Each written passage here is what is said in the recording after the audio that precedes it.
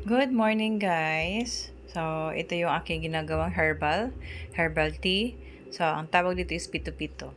So, ibig sabihin ng pito-pito, 7 leaves kada kada kind of puno or tanim. So, unang papakita ko sa inyo, guys, itong oregano. So, dapat pito siya. Ayan, 7. Hinugasan ko na to, guys. Kailang may mga dahon ng ng kasama niya. So, ito yung oregano. Pitong oregano ng dahon. Tapos, ah, pitong dahon ng chiko. Yan, chiko yan, guys. Nahirapan kaming maghanap niyan. So, buti na lang mayroong puno ng chiko dito. Tapos, sambong. Yan, sambong. Pito din.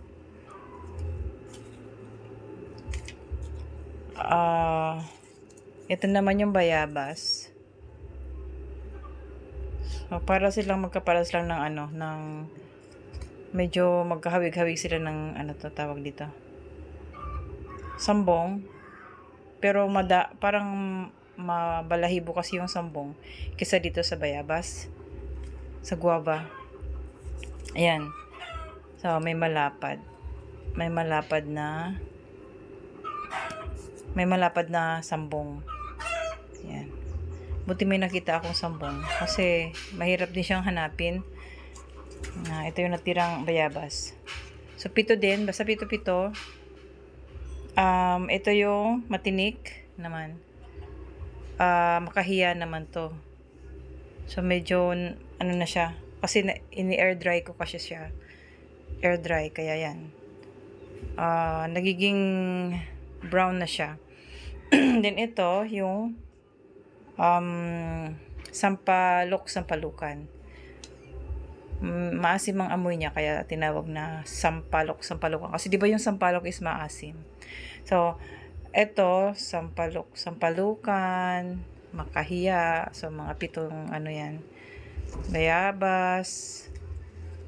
Bayabas, sambong, yan, chiko, oregano.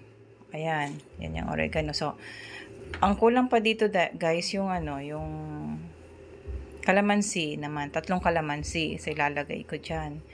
Tapos, ipapakuluan ko siya ng 10 basong tubig. Yan, iinumin ko siya after meal. Pagkatapos kumain. Mapait siya, guys. So, kailangan, ang first kulo lang yung iniinom ko. Para hindi masyado mapait. Kasi pag pinakulo mo ng pinakulo, ay, napaka super pait niyan. So, yan siya. Yung aking iniinom na herbal tea. Pito-pito. So, kulang dyan yung kalamansi. So, good for 3 days ko yan iniinom. For 21 days. 3 times a day. Tapos, for 21 days. So, yung isang ganito, yan, good for 3 days lang yan siya. So, yun lang, guys. Shinare ko lang sa inyo kung ano yung iniinom ko ngayon. So, yun lang, guys. God bless everyone.